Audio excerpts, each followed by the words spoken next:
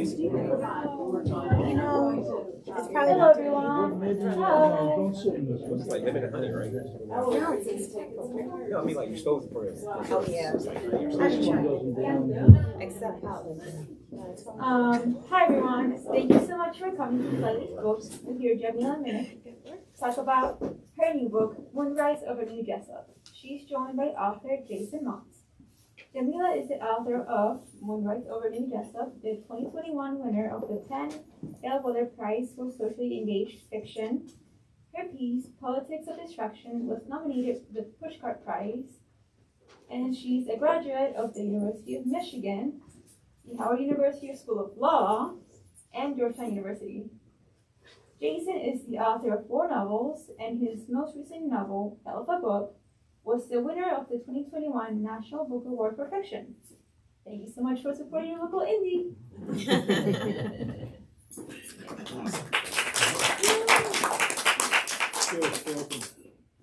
All right, cool. We're using mics right now. I don't know. Probably. You just press on the button for a second. Oh, yeah. All right. We should have tested this beforehand. No, we running live. We do it live. We do it live.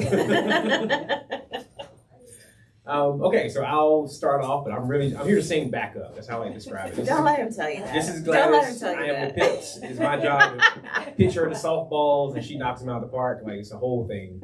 I am here to present. We all know who she is. So I'm not even going to talk very long. We're going to have a wonderful discussion of Moonrise Over New Jessup. I think the plan, as we talked about it earlier, the plan is just to be very conversational, like not super structured. So we'll talk for a little while, and then we'll do like Q&A. And of course, if you have any like burning questions, just raise your hand at any point. We'll get to it. Yeah, maybe. Okay. The boss says maybe, so we'll see. Yeah, just a very casual kind of thing. So Jamila, how's it going? Hey, I'm living life. I'm glad to be here. I'll tell you that much. I appreciate everybody coming out tonight. It means a lot to see so many faces here. Awesome, terrific. So obviously, got a little book here to talk about. A little bit. Yeah. So before we as we get into it, as we start, like you mentioned earlier that there was a story about the cover that you wanted to tell me. Yes. It's a very awesome cover. Yes. So the cover you'll notice is this deep, rich black. And it's got these beautiful flowers on it. And our cover editor, designer is here tonight. And when we had a conversation about the cover, the question was, what did I want to see and what did I want it to represent? And because Alice in the book, I don't know how many of y'all have actually had a chance to read the book, but Alice is a woman who moves to this place that's an all-black enclave in Alabama that is thriving. And Alice gets there and she's just lost her daddy. She's looking for her sister. She's stressed after an encounter with her landlord. She's going through a whole bunch of different emotions. She's in this place of real extreme vulnerability. And because she finds New Jessup, which is this place where she can rise and shine and thrive in blackness, she can really be in a place where she's vulnerable and then she can thrive. And so I wanted the cover to be this really rich black for 3 reasons. First of all, I wanted it to represent Alabama and the black belt soil. I wanted it to represent black people. And I wanted it to represent the nighttime. And so, because Alice rises and shines when she's surrounded by blackness, but the flowers, you'll notice on the cover, there are some moonflowers and some 4 o'clocks, I think those were, and then also some gardenias, which all of those bloom at night. So I really wanted to show something really thriving in dark blackness. So that's the story of my cover. Awesome. It's beautiful. It is beautiful. Yeah, terrific. And wonderful kudos to the cover design. It's amazing, like covers can make or break a book. It's something we all know, but you don't even think about. So it's terrific to get a cover that you really love. So awesome. Yeah, well, I mean, your covers are always so, This they is really your grab show. your attention. This is your show. I know. I'm just saying. So keeping it as this is your show. Tell us a little about like where the book came from. I know people always love to know like the background of the story and the inspiration for the story. So tell us about that. So my mama grew up in a place called Demopolis, Alabama, and she grew up in obviously it was a segregated South, but growing up, talking to her about Alabama, I would get these narratives in like my school books or whatever, and she would just sort of look and she would just say, you know, that's not the whole story, or how she used to say, you know, a half truth is still a whole lie. Because what I grew up hearing about was how my people built our town. Like my granddaddy and his brothers were all literally builders. They built one another's houses, they built houses all over the city. They were community pillars. And coming up in my house to think about what a pillar is, like I come from builders. They know what pillars do. And to be a community pillar meant something. I come from a family where community is everything. So sometimes she used to say you reach forward for a helping hand, and sometimes you reach to offer one. So when we were going through sort of the racial reckoning in 2020, and I started thinking about my mom, who's been gone now 23 years, and I started thinking about what freedom and equality really means for Black people, and sort of the limited ways that we're fed these narratives. And so I just wanted to write a book about how we have different ways we've sort of experienced freedom on this soil. So that was sort of the inspiration for it. Okay, that's terrific. Tell me a little bit more about like the characters, like where they come from, like all those nuts and bolts. You gave me like a big overview. Yes. You skirted my question. I did not skirt your question. Totally skirted the question. You gave me the overview. Yes. Yeah, well, how about the characters and the actual plot, like the meat of the story? So when I sat down to write, it was supposed to be a short story, and it was going to be a Black family around the holidays in 1954, which is the year that Brown versus the Board of Education was decided. And the family was going to be fussing and fighting about the merits of integration. Because I feel like it's sort of the worst kept secret in the Black community that people don't necessarily agree that integration was the best thing for Black people.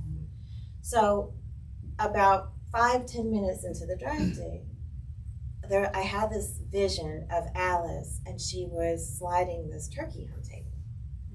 And she sort of gave this look that my mom used to give, like, I don't need to say a word about this because you know my mind on it. And I realized that we all have pictures of people, of our ancestors and elders, and we have pictures of that day of Alice sliding the turkey on the table.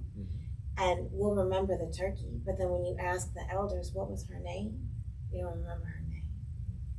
And so I thought, then I knew it was her story, because I said there's a story behind that smile. And I knew it was her story.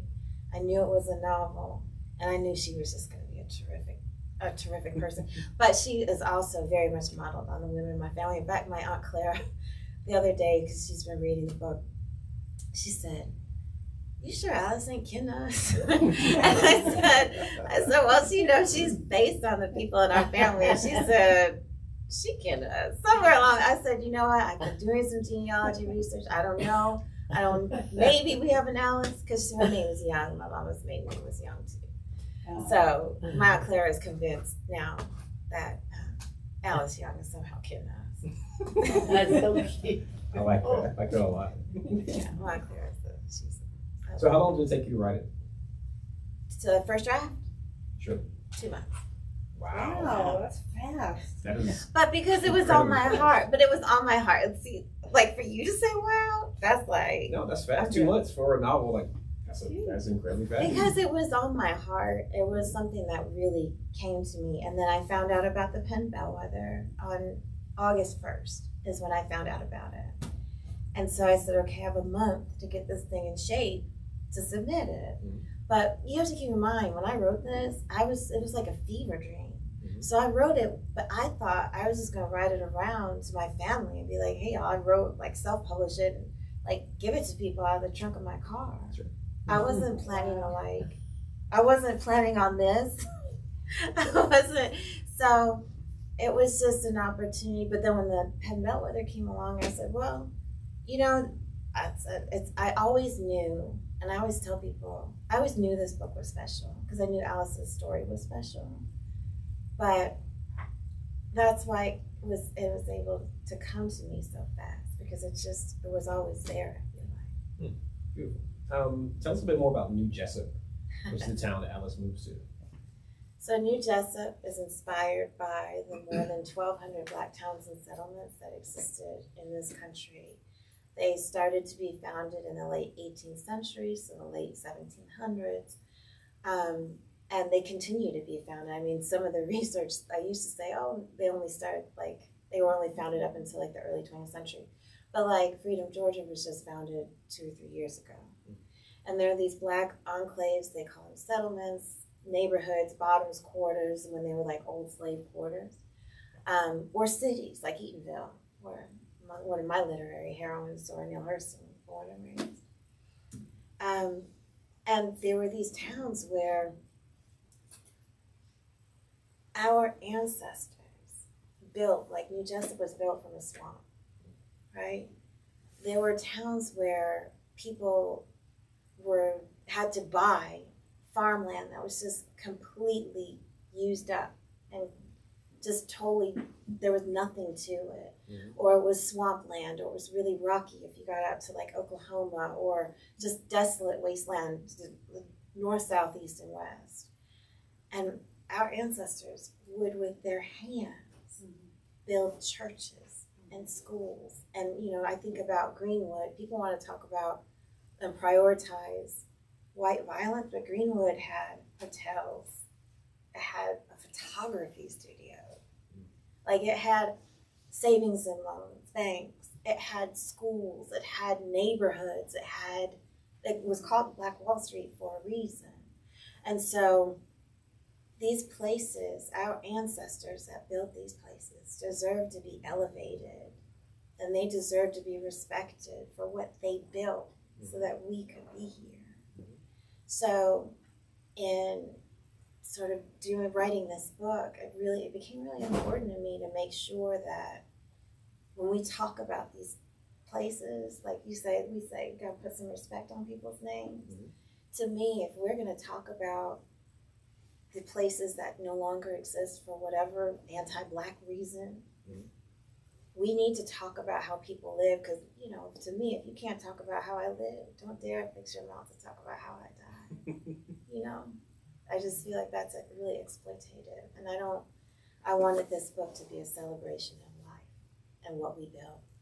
Yeah, I think you definitely wholeheartedly achieved that. You told me earlier that you loved my book. That's the first time you said that to me. I mean, I blurbed it. We blurbed it. Yeah. But that's the first time. So Jason is my mentor friend, and that's the first time you said that to me. My heart just went. Hold up, my blurb is not even on the book. It isn't. It is. It's right here. Yeah, well, I'm heartbroken. It's here, right, Jason. It's right It's not here. even on the book. Jason, it's No, right it's here. it's inside class. Hey, look.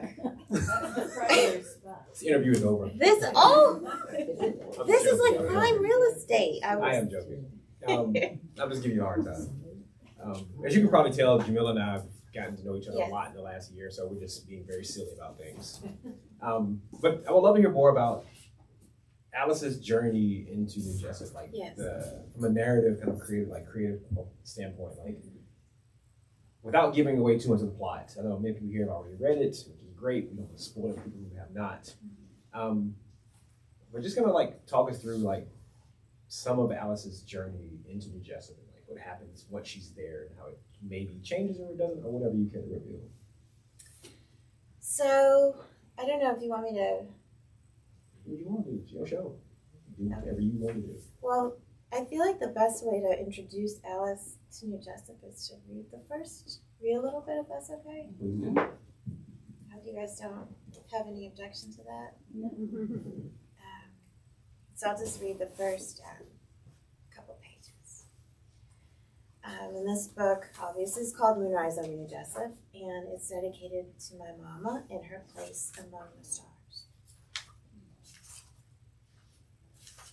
So, you can see exactly how Alice gets to New Jessup. The moon rises and sets, stitching eternity together, night by night. Love-spun thread binds family when even years or blue skies stand between one and another's touch.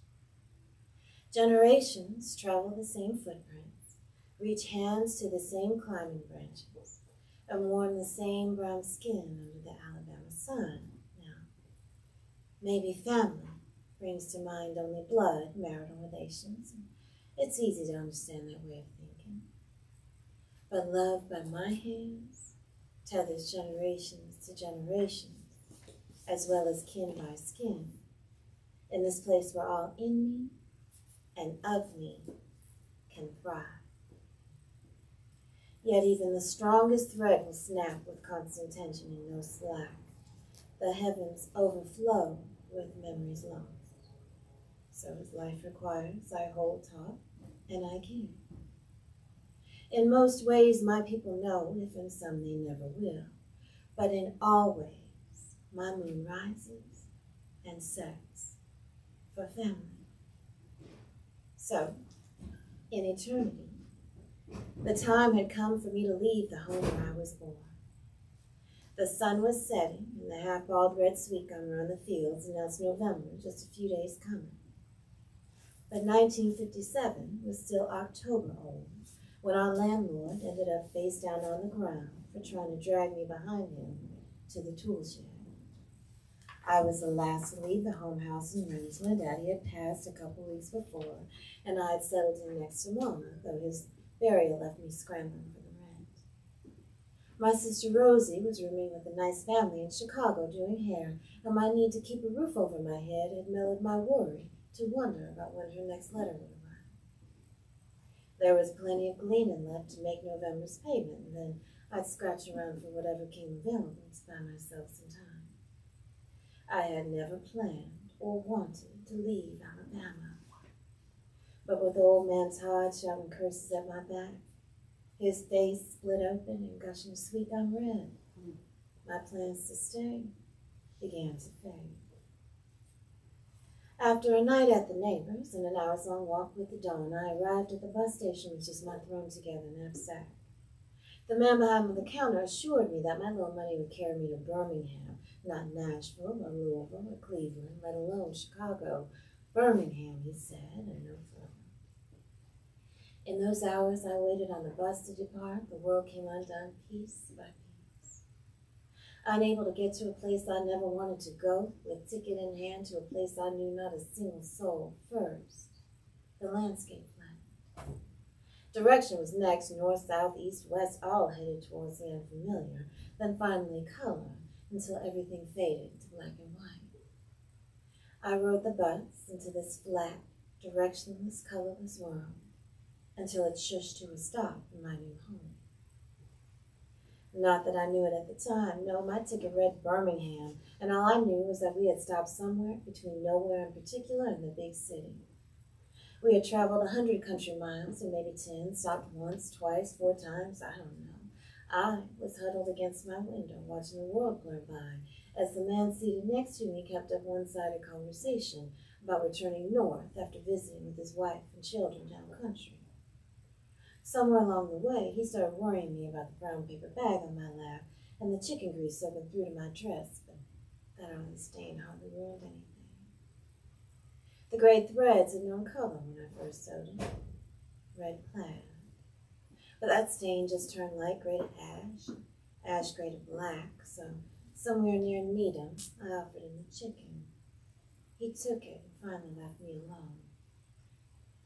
We shushed to a stop and the bus emptied, some getting off, hugging loved ones hello, some taking luggage from the belly of the bus, and most everybody stretching and smiling and laughing underneath the blue sky day. But the stops were all the same to me, so I stayed inside with my head against the glass, feeling the sun's warmth from the window. And that's when a red-heeled shoe clicked its way up the sidewalk. 2 of them, if I'm honest, so it wasn't so much the shoes that caught my eye, but the bronze-stockinged legs inside them. They continued up the way towards the sidewalk cafe before disappearing through the front door. My eyes traveled from the cafe to the paved sidewalk to the row of brick front shops lining the wide avenue. The sun gleamed from the white tile at the bus depot, and a polished chrome dog leapt over the door.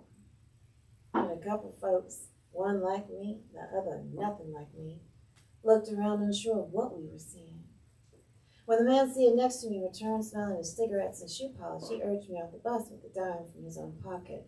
Miss, I'm not stopping for quite a while. This here's a good place to stretch your legs. Why don't you go on inside and get yourself a Coca-Cola before we pull off again?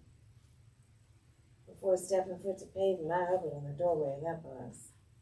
To the left and the right, the avenue, the sidewalk, the storefronts extended to the horizon in either direction. But reaching the front door of the depot, the colored entrance was nowhere in sight. To my right, a shoeshine man chewed a toothpick while studying the shoe and the polish in his hands from every angle. Behind me, from the bus window, the man urged me through the door. Only the last thing I needed was to be arrested for going through the front just to buy a Coke. Help you, miss? Asked the shoeshine man. Till the words eased from his mouth, he'd done his level best to ignore me. With the weather-beaten hand-me-downs on my feet, it was no wonder why. I'm looking for the colored entrance, please, I said to the pavement, not wanting to be pegged ignorant of the city ways and where they hid the Negro doorways. You won't find one of them here, he said. Just walk in. I'd prefer the colored entrance, please, I insisted. He seemed an unusual man, perhaps a prankster of some sort, with the long limbs, triangular head, and bulging eyes of a chameleon. Just the sort to make trouble for folks and dart away. I ain't got one of them, because ain't nothing but Negroes in this town, is what I'm telling you. Look around and see if you see any white folks other than these sorry few from the buses. He smirked and returned his attention to the shoe in his hand, satisfied he knew the lay of the land. A dark brown man sold bus tickets and answered questions inside, while two soldiers in army-issue khaki rushed past me, one with the deep mulberry skin of the ready harvest, and the other, my same sun-gold cinnamon with dark freckles on his cheeks, who placed a hand to his peaked cap. A light-skinned woman with a wild mane of bottle-red hair rushed into a yellow cab driven by a portly man of pecan complexion. He sped past an ebony police officer in white gloves holding palms up, meaning stop. A deep bronze man across the street wore paint-covered bib overalls, smoking a cigarette next to another bib overall man, Cocoa Brown. And the family by the drink machine, well, the mama, she was hot yellow, but her husband was a rich, deep brown to make some good peaty soil. One child favored him, one her, and one fell to a brown somewhere in the middle, and that was just within those few feet of me at the depot. Up and down the avenue, Negroes of every shade came together like the dusk in a fall forest. I should have been glad, relieved to find such a sight on my journey. But my knees gave out and I sank onto the bench next to the shoeshine man. I buried my face in my hands and sobbed. Ain't our folks' usual reaction when they first arrive in New Jessup, he said, patting my shoulder with the light taps of a man unaccustomed to comforting people. I stopped crying in time to wave the bus off, too exhausted to shed another drop. Is there a church house nearby? I asked. Pastor and Mrs. Brown take right good care of you up in the Morning Star Baptist, he said, and with walking directions he sent me on my way. After I took a couple steps up the sidewalk, he called out. When I turned, he spoke to the stain on my dress and the marks on my arm that weariness had me forgetting to hide. But miss, if you looking for white folks, and I wouldn't imagine that you would be to say that you are, well, you'd have to get all the way to the other side of the woods to find a single one. And I'll stop. So I'll let Alice speak for herself. She got to meet you. Absolutely beautiful. That was terrific. Thank you. I think it's a great transition point for like questions from you guys. So what questions do you have for Jamila? So what is your connection, your personal connection with Alabama, if there is one? My mom's family goes back in Alabama about 4 generations, at least that we can track so far. So, Did you grow up there? Or? no, I was the first generation born outside Alabama. Uh-huh. So where did you grow up? I grew up outside of Chicago. Oh, Rosie. No spoilers. No spoilers. Next question. Is there a sequel plan? I think I'm gonna let Alice and everybody sort of stretch their legs a little bit. Okay. Next question. No questions?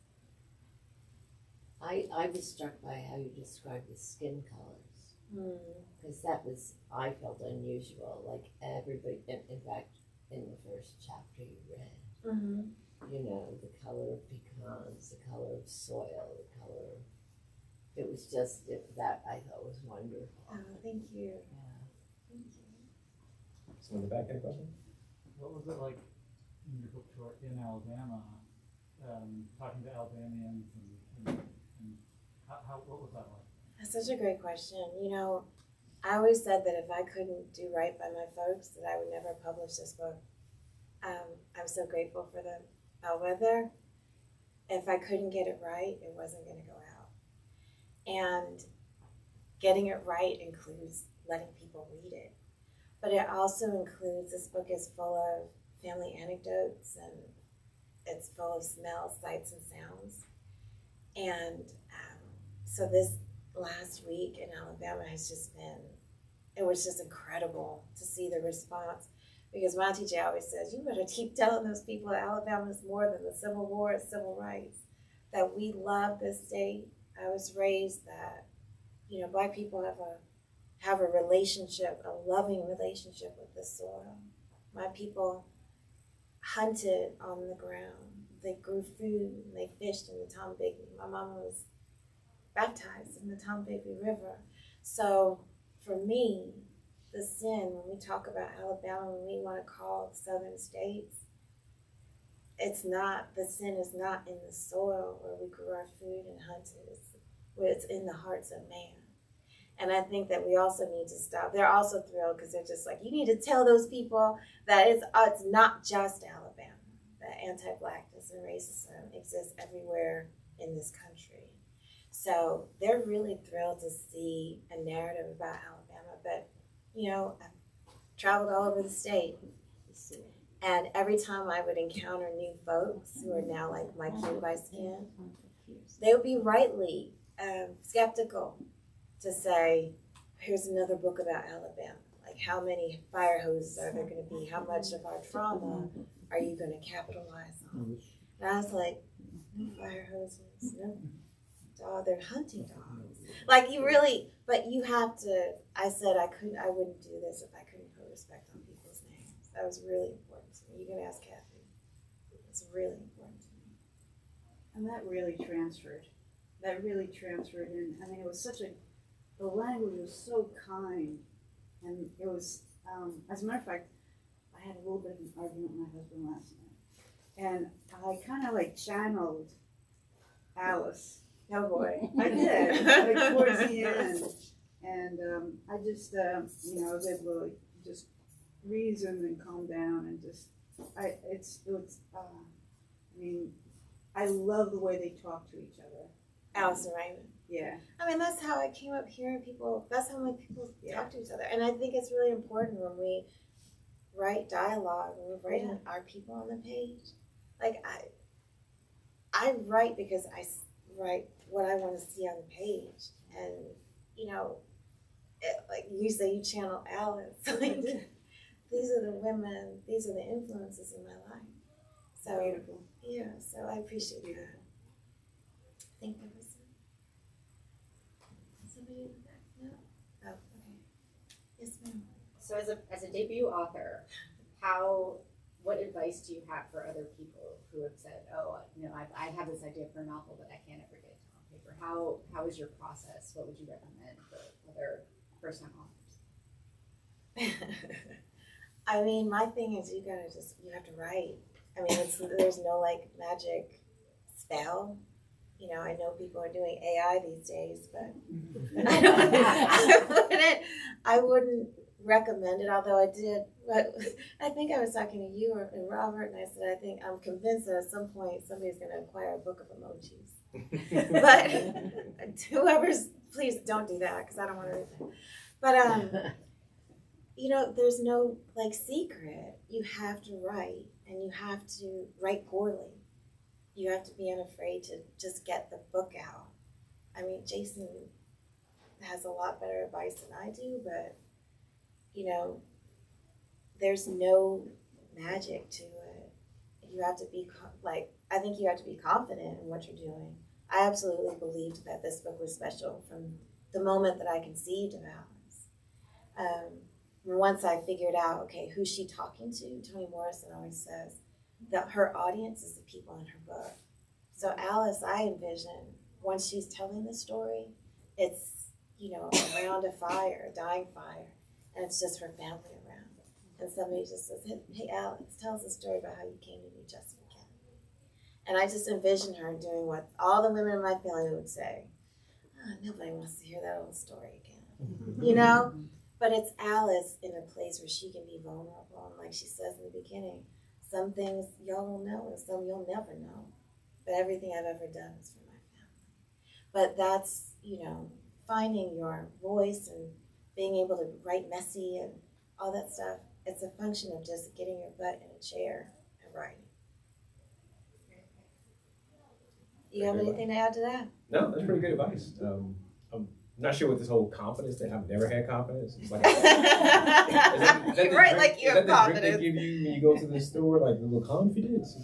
But no, I think that's very good advice. Like writing is difficult, and the hardest part is just showing up. Yeah. I will say, like in that vein, though, like because every project, every endeavor in writing, I think has two kind of defining moments. One moment is like the worry moment, where you think you can't get the story right, or like there's always one moment of like you have to take the leap, and so I'm always curious about, you know, one, what was your like take the leap moment, and then two, what was your moment when some unexpected, like just really terrific thing happened? I mean, obviously winning the prize would be pretty awesome, and that's a fair answer. But I'm always curious about those two moments. There's a moment where you're afraid and you got to take a leap, and then there's a moment where like something that you didn't expect that's really awesome happens. You know, I didn't have the fear. So I don't feel like I took a leap. This really felt like a book that I just had inside of me. Mm-hmm. And I talk to Robert about this all the time. It always felt like this story was right here. Mm-hmm. And it was just literally like waiting for somebody to grab it out of the universe. And I feel like because it was right in front of me, I just grabbed it. And so it did feel like a natural thing for me to write. And just getting to know Alice and her story in New Jessup and sort of coming into the space that felt like my mama used to describe it. Like, yes, there were stories of anti-Blackness in our family. Of course there were. She grew up in America in the 1950s and 60s, right? So of course she had stories, but I grew up with these beautiful, rich stories of family.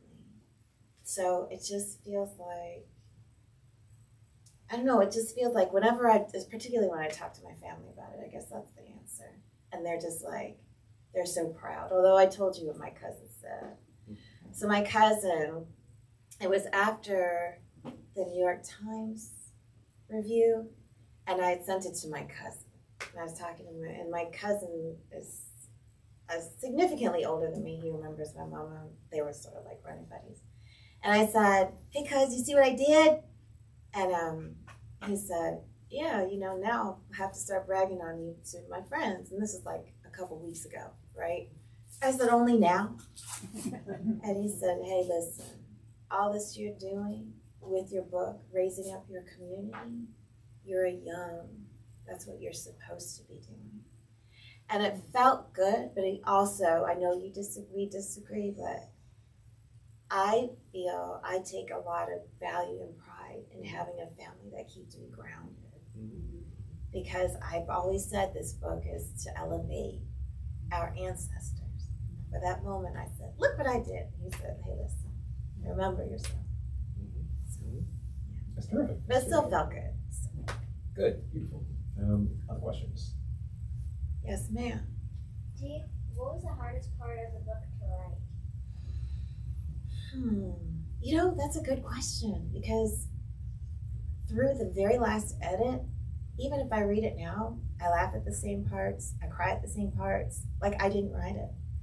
I think, where do I cry the hardest? Probably the end. Mm-hmm. I probably cry the hardest at the end. So it's the ending, and when you read it, you'll see, but it has a very special meaning to me. And so it's a very to me, it feels very powerful and hopeful and sad and all these different things. So it just stirs up all these different emotions. It had to be exactly right. So that was probably the hardest part. That's a good question. Good question. Other questions? You didn't answer the leap question. I know she skirts Yeah. questions. She's a veteran at this already. Just ducks questions. I was gonna not say anything. No, I said. So I'm glad someone else called it out. No, I said I didn't feel like I really had to take a leap because Okay. the book was always just right there. That's fair. That's fair. I answered your question straight on. At any point, did the characters stop talking to you? And I'm only asking that because I know in The Color Purple, at one point when she tried to write in the city, they wouldn't talk to her anymore. No, girl, go back to where you came from. That's what she said anyway. No, The characters were always talking to you? they're always. You never left. They never left you. No, That's nice. No. I mean, I think that was a real blessing. Is that they always, like, I could still hear Dot's voice in my head. Mm-hmm. I could still hear Percy, and they're all very much still with me. I guess one way of making you answer the leap question is to say you had a really demanding job. Yes. You were working in the Department of Labor, and at some point you made the decision, oh, you're going to write a novel too. So how did you decide? How did you carve out the time when you were? I mean, you have incredible stories of how hard your job was. No, I mean, writing was a joy for me, and like we were talking about, if you're going to write, you're going to write. And so my writing time was 4 a.m. So it's always been there. Yeah, I mean, it was not a hard decision to wake up at 4. I mean, it started at 5, and then was 4:30, and then it was 4. But to me, that was like my pleasure time, because after like 7:30, it was time to turn on my work brain, and so I got to live in New Jessup for 2.5, 3 hours every day. And that was, so that to me is not a leap. The leap was staying at the Department of Labor as long as I did. But yeah, I mean, and then, of course, like at night, if I could squeeze out a few extra hours, I would do that too. But yeah, so no. Did you write continuously, or did you write different sections at different times? I wrote the first draft, that 2 months, I wrote straight through. Straight through. And then when I went back to edit, then I said, which sections did I feel were strongest, and which sections did I feel needed more work? Because I only had a month to do like get in some sort of order. So I went back and I sort of spot edited. And then over the course of, after I won the prize, over the course of 2 years, it really has become the book that it is now. So, but I've cover to cover, I've probably revised this book 30 times. Like Kathy is my editor, so she would see it after she would send it back to me. She'd say, "Oh, no hurry." And so by the time you got it back, I would have already gone through it like 4 or 5 times. Yeah. Like each time. So yeah, it's the first writing was straight through. Yes. Did you always know you wanted to be a writer? I always knew I liked to write, but I had some pretty discouraging teachers when I was younger. And I really liked Toni Morrison when I was around about maybe a little bit older than you. And I feel like my writing, it draws a lot from like the natural world, the spiritual world. And I had written this ghost story in high school. And it was this woman who was like, you didn't know that she had passed away, but she was like driving around in her car, sort of observing like different scenarios of other people in other cars. And then at the end, spoiler alert, she gets to a gas station, this woman's in trouble in another car, and she tries to help, but she can't help her because she's not in a body, right? And so my teacher said, he wrote something, and it was something really derisive, and then at the end he said, I can tell you've been influenced by Toni Morrison. And he gave me a D. And I'll never forget that. And so for a long time, I thought, I can't write. You know, I really let him sort of take that from me. You need to send him the book. Yeah. No, but you know what, honestly, that's one of those things. I tell that story not as like any sort of comeuppance, but to say, I should have seen that there was something else there. We all have a different gift and talent. And he was one person that didn't like my work. I have very much stopped reading my Goodreads reviews because the reality is everything ain't for everybody. I wrote this book because I wanted to see Black people in community with one another. Some people think that's boring. Some people don't care. Some people, for whatever reason, just don't like it. But it's not, I very much think that readers are intelligent and treat readers as intelligent people and people who are curious. And so I didn't realize at that stage in my life that everything ain't for everybody. So I thought I had to write to him and write for a grade for him. But I think that that is valuable because now I'm just like, you know, if you don't get it, you asked earlier about the people in Alabama. My folks here, they get it. And so that feels really good. So, you know, I tell you that to say, be courageous and just know that you're never going to please everybody, but be a good person, do good work, and please yourself.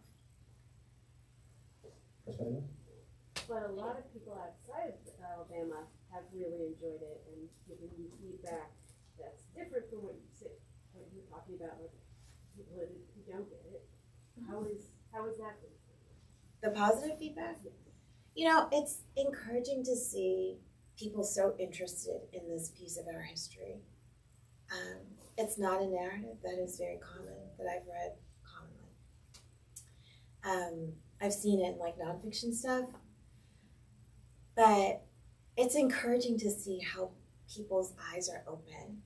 And I'm especially encouraged because particularly from like young, like high school aged Black kids who are sick of Black History Month because we're taught this history of degradation and trauma.